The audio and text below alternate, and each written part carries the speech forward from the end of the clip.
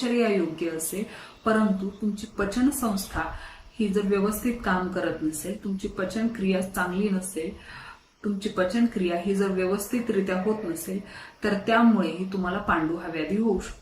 त्यामुळे आपल्या आहारासोबतच आपली पचन संस्था नॉर्मल करणं हेही तितकंच महत्वाचं आहे. आपलं पचन कार्य जर व्यवस्थित होत नसेल, तर आपण सेवन केलेला आहार हा व्यवस्थित पचन होत नाही आणि त्यापासून रस, रक्त हे धातू व्यवस्थित निर्माण होत नाहीत आणि पांडुहा व्याधी होतो. कधी कधी दीर्घकाळ आजारी असल्यामुळेही पांडुहा व्याधी होतो. काही वेळेस मूळव्याधीचा त्रास असतो किंवा स्त्रियांमध्ये मासिक पाळीमध्ये रक्तस्राव हा जास्त प्रमाणामध्ये होत असतो.